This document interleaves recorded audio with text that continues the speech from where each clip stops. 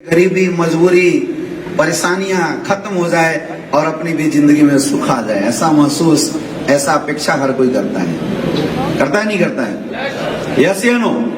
अच्छा, चाहिए हर किसी को, चाहता हर कोई है और पा भी सकता है, लेकिन प्रॉब्लम यह है कि आज तक हमने कोशिश ही नहीं किया।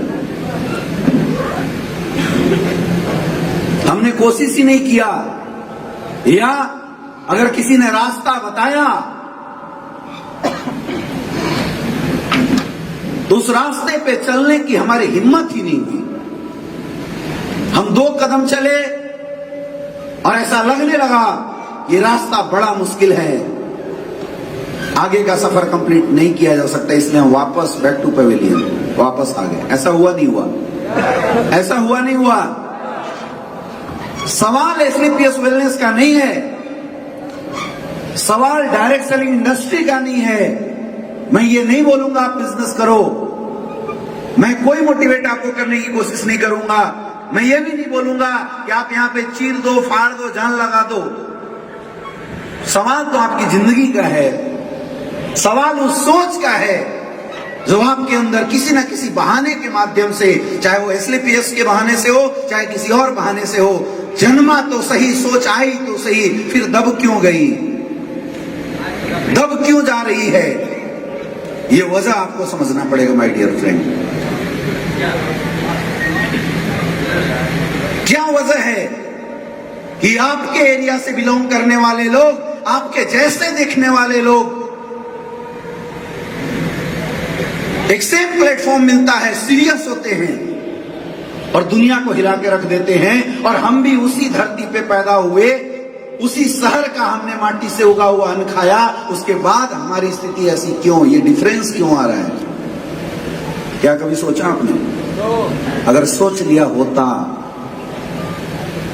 या सोच लोगे तो समझ लो उसी दिन से आपकी सफलता शुरुआत हो जाएगी।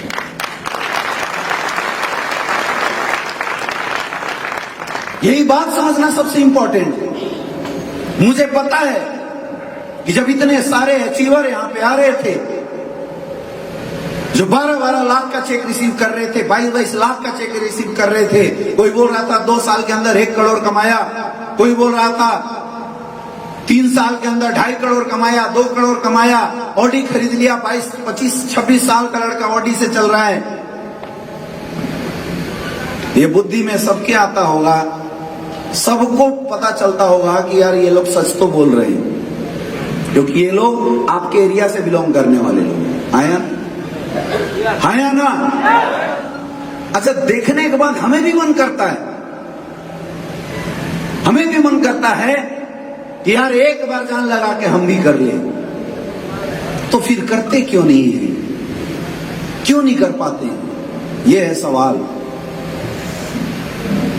इस धरती के ऊपर परमात्मा ने हर इंसान को 1600-1700 सीसी का दिमाग देके भेजा है।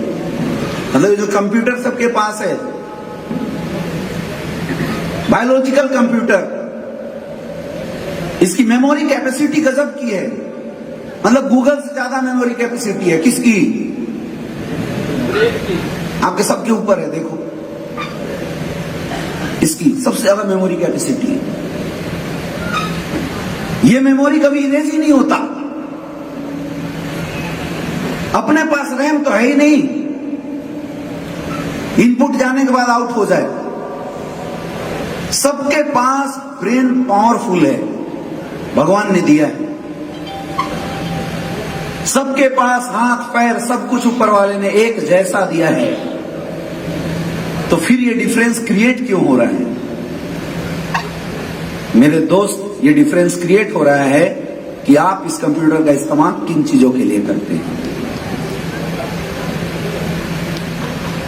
इससे डिफरेंस क्रिएट होता है आपकी जिंदगी में, और ये बात समझना अति आवश्यक है। किसी इंसान की बुद्धि 20 साल में खुल जाती है, किसी की इंसान की बुद्धि 40 साल में खुल जाती है, और किसी की 50-60 साल में खुलती है, और कई तो ऐसे होते हैं साला बुद्धि खुलता ही नहीं जिंदगी में कभी। ये आपको सोचना पड़ेगा कि आपकी बुद्धि कब खुलेगी। लेकिन ये गारंटी बता रहा हूं, जिस दिन खुल गई, जिस दिन बात समझ में आ गई, डायमंड बनना चुटकी का खेल है।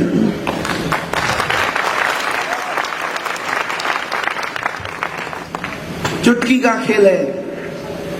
वाराणसी का एक इंसान जो लड़कपन में बहुत शौकिया हुआ करता था, बड़े होने के बाद उसकी शादी एक बहुत सुंदर स्त्री से कर दिया गया, इलाहाबाद की। बड़ा खुश रहता था, बीवी से हमेशा मिलने के लिए लड़ाई रहता था, 24 आवर बीवी से चिपका रहता। एक बार बीवी मायके गई, बाढ़ आ गया गंगा नदी में। अब एकाएक उसे मन किया कि आज बीवी से जाके मिलना पड़ेगा। इस कदर पागल हुआ कि बाढ़ की फिक्र ना करते हुए चलता गया। उस समय पुल नहीं हुआ करता था और बोला जाता है कि एक लाश बह के जा रहा था, उस लाश को उसे नाव के जैसा इस्तेमाल किया, गंगा क्रॉस किया और बीवी के पास पहुंच गया। जब पहुंचता है, बीवी बोलती है, कैसे आए? उसने बताया, मैं इस तरीके से एक लाश आ रहा था, तेरी चाहत इतना मुझे परेशान कर रही थी कि मैं लाश पे चढ़ के तुम्हारे पास आ गया।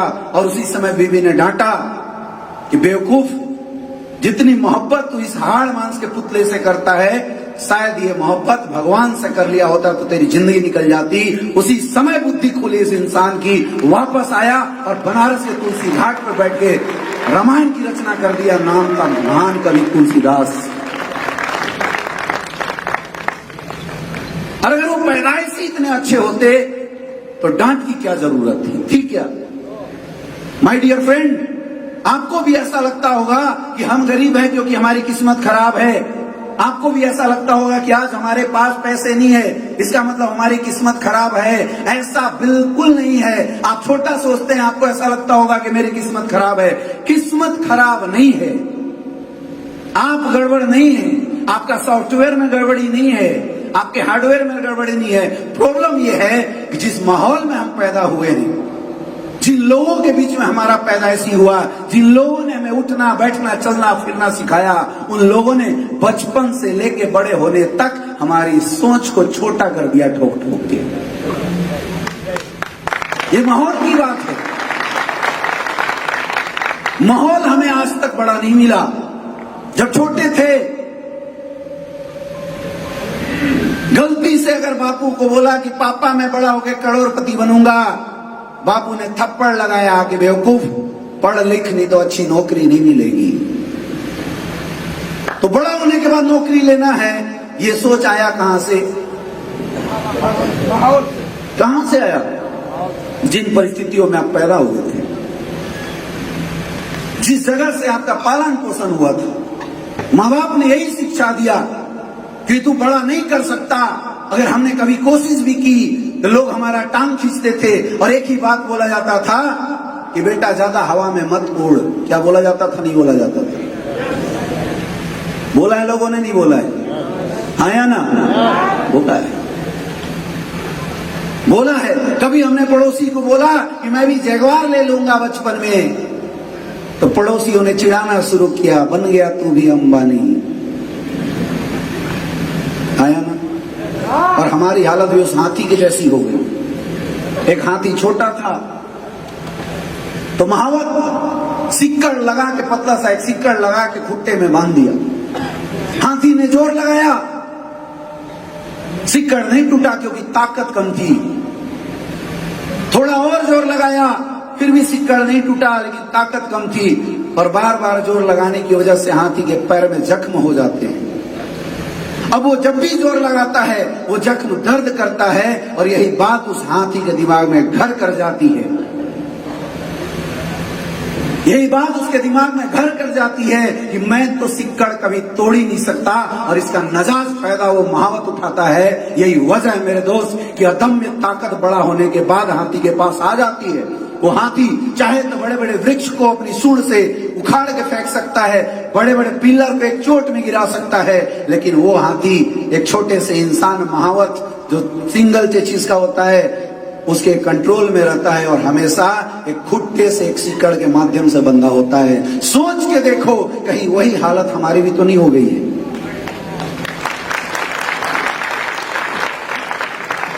सोच के देखिए